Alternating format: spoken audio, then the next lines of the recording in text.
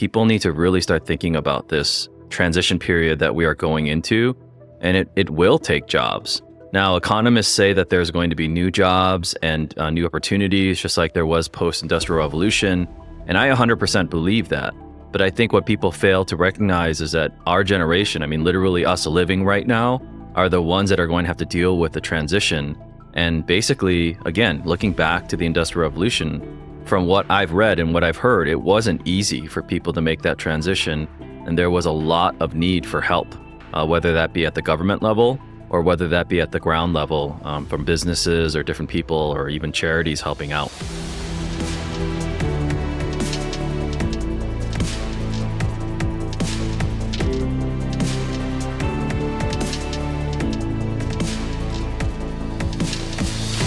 Will AI eliminate more jobs than it creates, or is it the key to unlocking a new wave of innovation?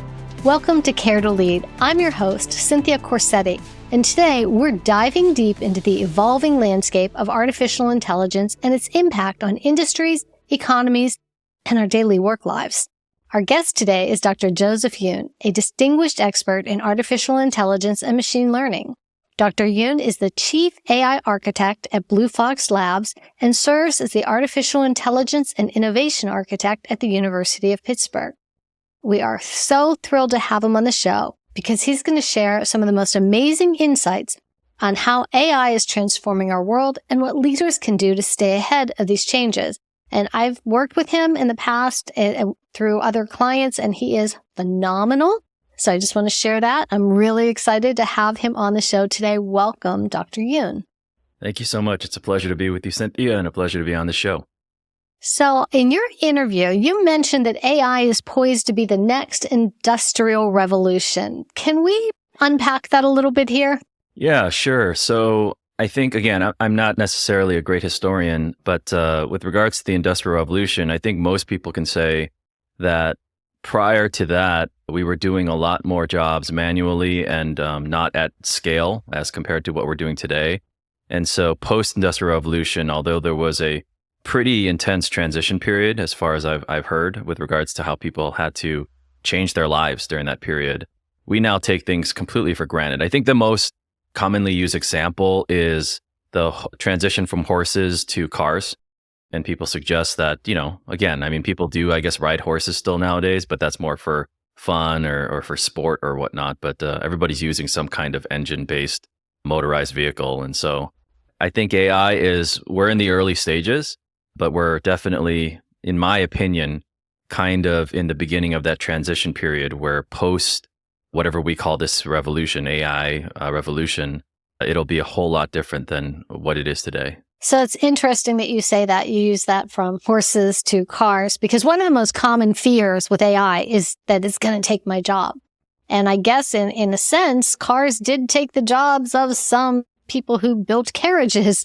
So what do you say to people today who have that fear with AI? Yeah, I mean, that's one of the biggest things I talk about when it comes to outside of the technical considerations of the technology. I'm very open and straightforward about the fact that people need to really start thinking about this transition period that we are going into, and it will take jobs.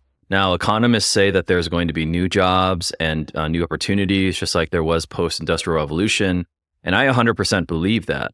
But I think what people fail to recognize is that our generation, I mean, literally us living right now, are the ones that are going to have to deal with the transition. And basically, again, looking back to the Industrial Revolution, from what I've read and what I've heard, it wasn't easy for people to make that transition.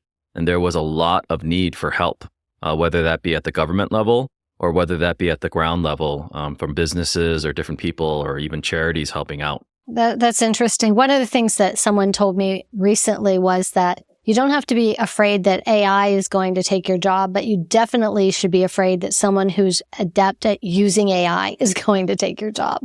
Yeah, 100%. I mean, at the end of the day, I think right now what I'm seeing as I'm in academia, but then I also run a company, is that I see kind of two things happening in parallel. One is there are companies out there, it's rare, that are leveraging this technology to make kind of game-changing business moves.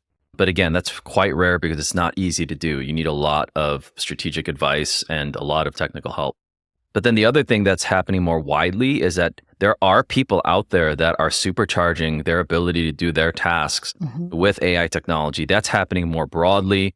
It's happening in some ways quietly because many businesses are still kind of banning these technologies or not at least encouraging people to use them. So these individuals are doing this kind of secretly within companies. Actually, Ethan Mollick just wrote about this in his Substack, where he was suggesting that, all these stats that are coming out nowadays about companies not really finding much value for their workers through things like generative AI, those stats are incorrect because people are just not admitting that they're using these technologies because they're afraid to admit it.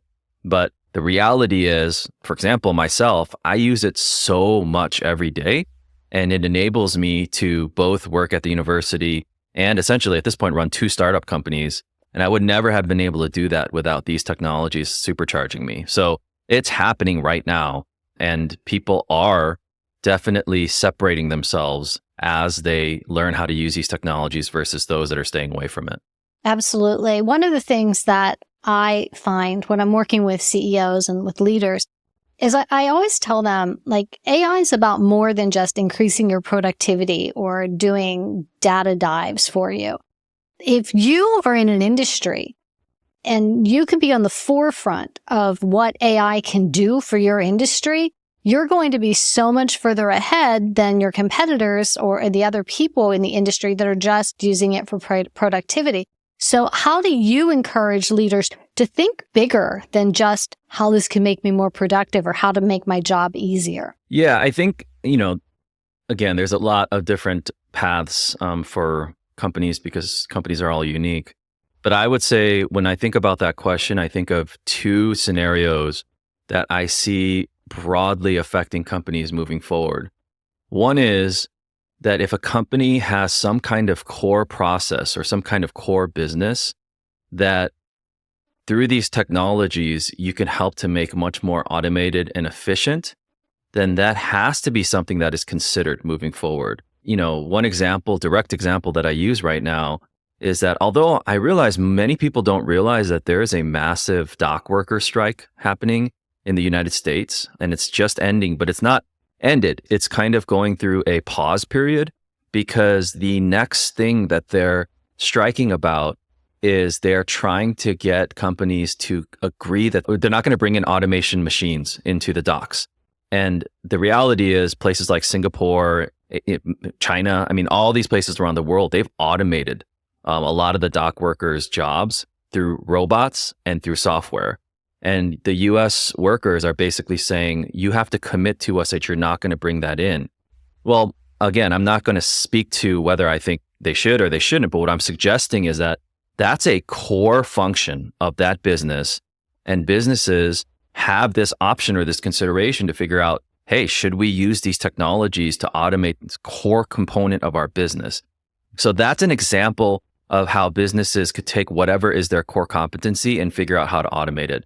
The other example is, with regards to Gen AI technologies, every company that's making large language models, whether that be OpenAI or Anthropic or Google or these companies, they essentially have built their models off of the publicly scrapable internet. And so in general, most of these models function similar to one another. They fine tune it differently. So those are the differences, but the core data is the same, right? And so moving forward, what every company understands, these big tech companies, is to differentiate themselves. They have to find non-public data that they can incorporate into their models to be differentiated. Well, what are they going to go for? I don't know the exact statistics. I saw it before and forgot, but basically there are statistics out there that suggest that the public internet is some minuscule portion of all the data that exists in the world, something like less than 5%, as big as the internet is, that most data sits inside of private companies or even publicly, companies, right? That companies hold private data within all their data stores. And that actually is the majority of the world's data. And so these big tech companies are really trying to figure out, that's why they're buying rights to data from the New York Times and all these things, right? They're trying to figure out, how do I get at internal company data? Well, if you think about it from that perspective, if you're a business with data, I actually met the chairperson of the New York Times Sulzberger, I think is his family. The family owns New York Times. We were discussing this, where basically this was before they agreed to have a license agreement with OpenAI, is that they realized, okay, we're in a precarious situation as a business. And so we need to figure out either how to leverage our data to make a large language model or how to license and build in a revenue stream from our data. And they chose the second option. And I think that kind of goes to show that if businesses are not realizing that their data is a incredibly valuable asset, then you're kind of missing out on what's happening right now. That's creative. That's good. I like that. Let me ask you this question. What do you think, from your experience, what are some of the misconceptions about AI that really prevent leaders from fully embracing its potential? Wow. There's like so many misconceptions. Okay, I would say that one thing that I'm running into, and this is something I've been thinking about, producing content around, is what the media covers with regards to AI. It's just like anything else, very influenced by, various groups. And so with AI, you actually have, and I'm just going to throw out these terms, and I would encourage people to look into these things, because this is not conspiracy theories. I'm like anti-conspiracy theory, but these are real things that are happening. So in Silicon Valley, there are two kind of warring ideologies. And so the two warring ideologies, and there's many, but kind of two main ones. If anybody's ever heard of effective altruism, which is most popularly known because of Sam Bankman-Fried and FTX, and he was a big effective altruist. So it kind of brought a big black eye to that movement. But that movement is associated with what's called AI safety. And AI safety is this whole consideration where people think that AI is going to turn into Terminator 2 and it's going to kill us all. And so that's really pushing, that effective altruism movement is really pushing, trying to get regulation to protect us from Terminator 2. Now, I'm oversimplifying, but we have limited time. There's another movement. This is kind of led by Mark Andreessen and all these different people at Andreessen Horowitz and others in Silicon Valley, called effective accelerationism. This is Sam Altman falls into this camp. And their belief is that AI is going to bring, in a sense, utopia. And so we need to accelerate it as fast as possible, right? So they are the ones that are kind of fighting Congress to do the opposite. They're the ones that actually took down the California bill. They got Gavin Newsom to veto the safety bill in California. And so these two parties that are very big, very well-funded, very powerful, they are driving most of the conversation with regards to kind of the media coverage of AI. So if you look at any media coverage, you're going to see either, hey, this is like really scary and it's going to take us down, or this is going to change our lives for the better, and et cetera, et cetera. And you've got these two groups in Silicon Valley that are pushing things ahead. Now, I say this because I think one of the biggest misconceptions out there is that people are naturally, because of this, falling into these two considerations of AI, failing to realize that the actual thing happening with AI sits in the middle. And what I mean by that, AI is affecting people's careers. AI is affecting our everyday lives.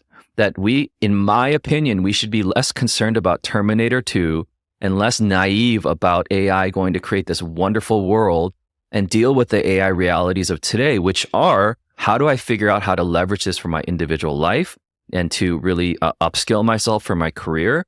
And how do I leverage this for my business?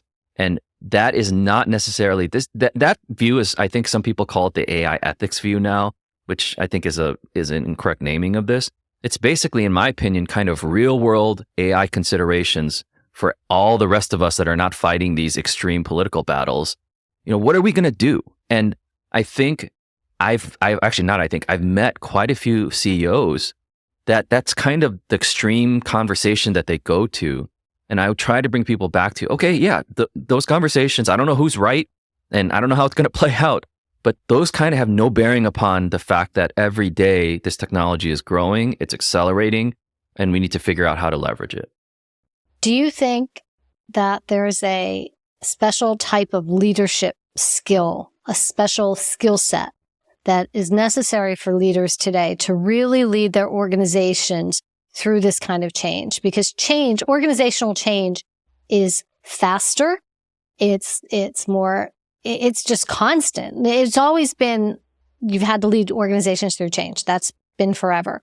But with AI, it's almost like you have to do it on steroids, which takes, in my perspective, a really specific set of skills. What are your thoughts on that? That's a really great question, Cynthia. And I would say that I don't have, fully fleshed out answers, but I've thought about this in the context of, I started recently having meetings with a top 5 executive search firm globally. And they're trying to understand what are these types of leaders and what are the titles and what are the job descriptions of these people. And so as I've been working with them, I've been telling them that, it's clearly not a typical CIO. It's clearly, in my mind, not even a CTO, although a CTO is probably closer, because it has to be somebody that's open to not just technology change, but organizational change, and realizing that the true superstar positions that leverage AI, those titles don't exist today, right? The closest one that I can think of that does exist is a title of AI engineer.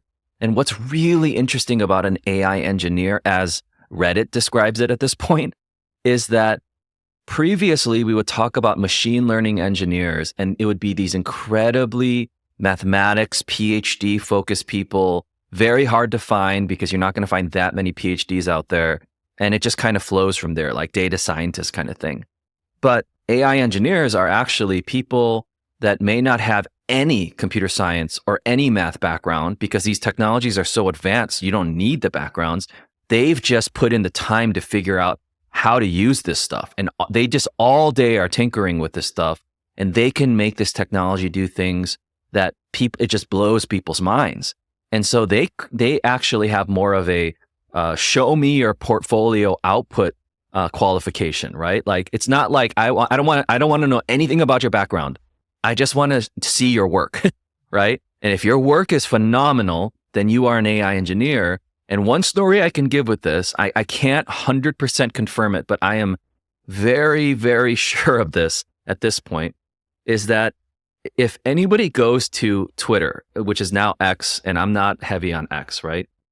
But you'll find these people that are working for OpenAI and Google and all these places, that if you go to their Twitter profiles, and I'm just going to call it Twitter, I guess, it's like these Japanese animation icons, and then they have weird names like Overlord Snake or something like that. Like, there's no indication of like real names, but their output is ridiculous using this technology. And so what I've heard in the grapevine with regards to Silicon Valley is that these tech companies are hiring these people. They just have to do specific like national security background checks, because some of these people are not from the States, but they are, and they don't even care what your background is. They don't care if you have mathematics background, whatever. All they know is that these new type of AI engineers are putting out crazy output, and then OpenAI and these companies are just hiring them at ridiculous salaries, right? So my question to you is, what type of leader thinks like, I'm going to find those people, right? That I'm not going to even get a resume, but I just want to see what they can do. And then I'm going to creatively take those people and figure out how to build my organization partially through them, right? And this is just, I don't know. Maybe this existed before, and I'm not like an organizational design expert in any way. But to me, CIO is definitely not it. And CTO maybe, but we're really going into very unusual territory with regards to what does it look like to build up an organizational talent. I like the way you put that. What type of leader is going to think that way and do that? And the other thing I think that's going to be really important is managing the rest of the teams. When you start bringing on people like this that maybe don't have that degree necessarily, but they're brilliant at what they do, how do you navigate all of the organization, the EQ pieces, the soft side of the pieces? How do you keep people from being intimidated? So leadership is going to be very different with this kind of technology. And it's not just a matter of how good you can be with the technology, but it's how you can integrate into the organization. That's just my perspective. Yeah, I think these type of leaders have to be, their skill sets have to be in connecting people, connecting obviously technology frameworks, but more than anything, connecting people and understanding how to build unity and cohesiveness in an organization that's going to, on paper, look like chaos, because it won't make sense because it doesn't fit any framework that has previously existed, right? And so I think, and we live in a kind of divisive society, right? So yeah, my belief is, interestingly, maybe even with these leaders, they may not need to have a technology background, but they need to have very high EQ, very strong ability to bring people together, and a very good intuition for making things fit together, right? Whether that be technologically or people-wise. Absolutely. And that's why I think leadership is changing. You can't do things the way you've always done them, because now the fear is higher, the change is faster. So you have to be a very skilled leader to make it work. Yeah, I totally agree. So on a personal level, how did you first become interested in artificial intelligence, and what drives your passion for the field? I think I wrote in the article kind of some stories about growing up and being in computer science. But what got me first connected to artificial intelligence as we know it today was that during my master's work I did it in advertising, but specifically social psychology as applied to advertising. So I wanted to understand, why are we so affected by advertising? And so as I did that work, remember, I had this computer science background from since I was a little kid. And at that time, it was basically within at least the academic field of marketing and advertising, it was not computational. So I would just be suggesting crazy things like, hey, like I can analyze this using a computer. And, we have this new thing called social media, because it was literally new at that time. And I think I can just pull social media data and start analyzing it with a computer, and their minds were blown. And so they eventually told me, hey, you need to do a PhD because nobody in the world is doing anything like this. And so I started a PhD basically in computational advertising. But specifically what I ended up doing at that time was figuring out, how can we take people's social media data and understand how they're processing advertising, which is essentially, how can we understand their psychologies? And what ended up happening was Cambridge Analytica, if people remember that kind of debacle of using people's social media data to affect elections, which I had no part of, but that science was exactly the thing that I was working on during my PhD. And what happened during that time was that Google and folks from Stanford came out with this technology called word embeddings. And word embeddings, long story short, is the foundational basis as to how generative AI works. People always say transformers are what makes AI work. No, transformers would never be possible if there wasn't word embeddings. And so that was what I was playing with during my PhD. And that eventually, I guess, again, I wasn't thinking about AI. I was just trying to figure out how to understand people better through their data. And then it just became where I understood the foundational technology that is now considered generative AI. And so I guess now I'm one of leading thinkers of how to apply this technology because I understand this technology.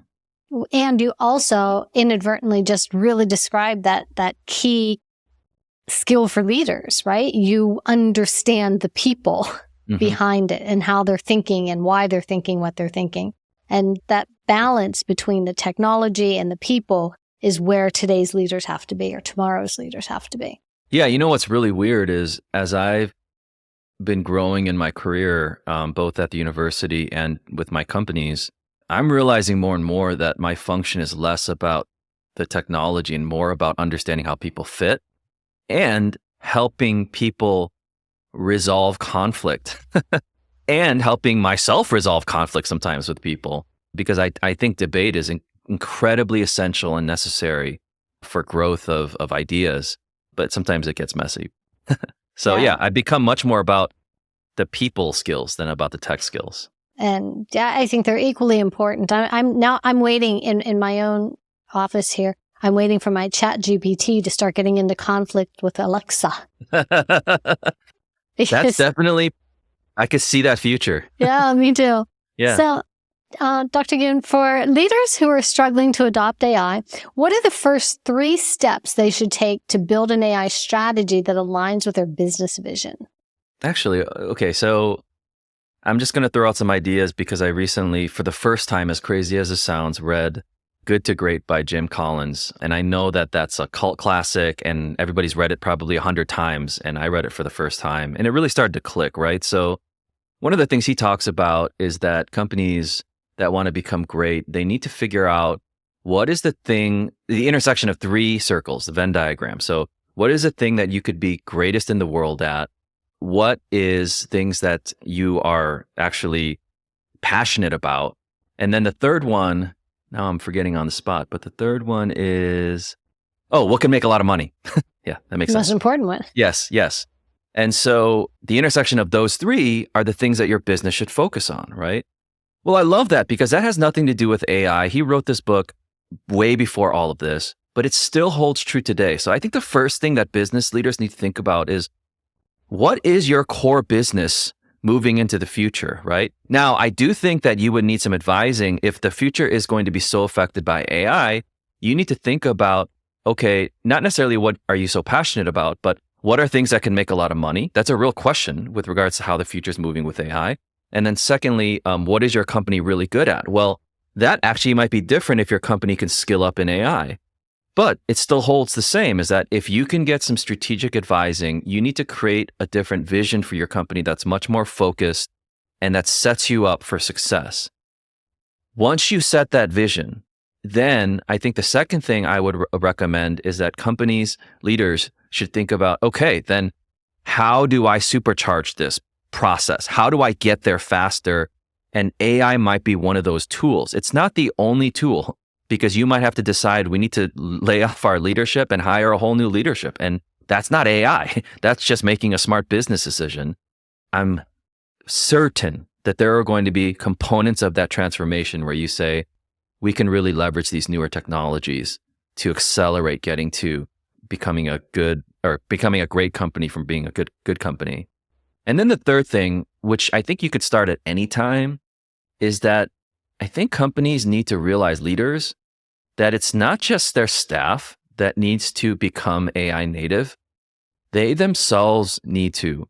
One of the greatest usages of Gen AI for myself is that I use ChatGPT not because I think it's the best and I have serious concerns about the company, but I like how they enable a memory feature where you can basically teach it about yourself. And then over time, you don't have to constantly retell it who you are and what you're trying to do.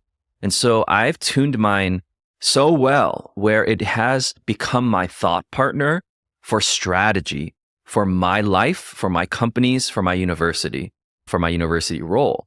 And that's not me coding. That's not me having to do all these deeply technical stuff. That's me training this thing to help me strategically think.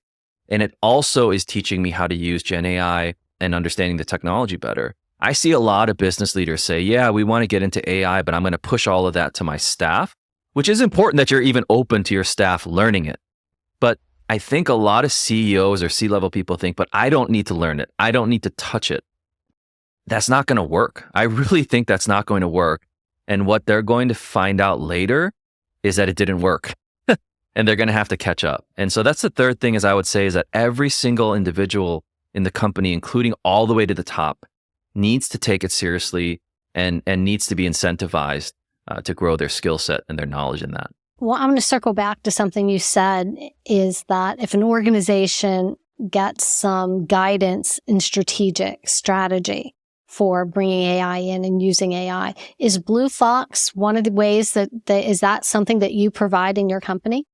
Yeah. So, we have two companies. One is BlueFoxInsights.ai, which is a growing community, it's great. It's growing pretty quickly, in which largely right now it's just me providing insights for businesses and business leaders and people actually just trying to get into AI for their careers. So I would highly recommend BlueFoxInsights.ai. It's free right now. There's going to be paid sections eventually, but even that is going to be cost effective, I think, for most businesses. Our aim with that is actually to make a community that provides also an opportunity for businesses to connect to individuals. I think there's going to be more and more individual independent contractors that become awesome at doing certain things with AI.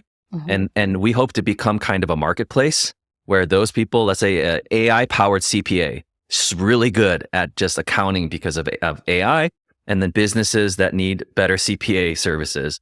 We'd love for our platform to help connect the two entities there. So BlueFoxInsights.ai is a place where people can go, everybody can go. BlueFoxLabs.ai, what's happening more and more is that, we're becoming a limited, we can only take a limited number of customers at a time. This is going to be much more highly paid engagements, much more intense engagements. I'm going to be part of those engagements. And that's where we go deep with the company, and we work with our C-level folks to figure out, okay, we're gonna do a 6-month sprint here, or a marathon, I don't know what you want to call it, and we're gonna get really deep into your business. We're gonna bring I call it the AI dream team at this point. We're gonna bring in a few other people that, again, highly paid, but it's going to be very transformative. And we're going to help you figure out from top to bottom, not just your strategy, but implementing your strategy and go from there. So BlueFoxLabs.ai, it's going to be there's going to be less of a customer base because of just the cost, but BlueFoxInsights.ai is for everyone. Excellent. And I want to jump into a quick lightning round from here. Sure. So what is your favorite book that shaped your thinking? Who Not How by Dan Sullivan. One thing people would be surprised to learn about you. In high school, was a competitive singer, and I was in a competition where I sang against Lance Bass, who eventually joined NSYNC. Oh, wow. So if you could have dinner with one historical figure, who would it be? One historical figure. My goodness. The Dalai Lama. What's your go-to way to recharge after a long day? Go-to way to recharge. I love thinking. So I try my best to just sit outside and have nothing going on and stare into the trees and think. Okay. And what is an AI tool you can't live without? Ooh, this one's hard. An AI tool that I can't live without. The voice mode for ChatGPT on my phone. I haven't tried that one. Yeah, it's game changing. And I think it's just the beginning of what's going to change our life experience with just talking to AI. It also helps when we learn to enunciate clearly. Yes.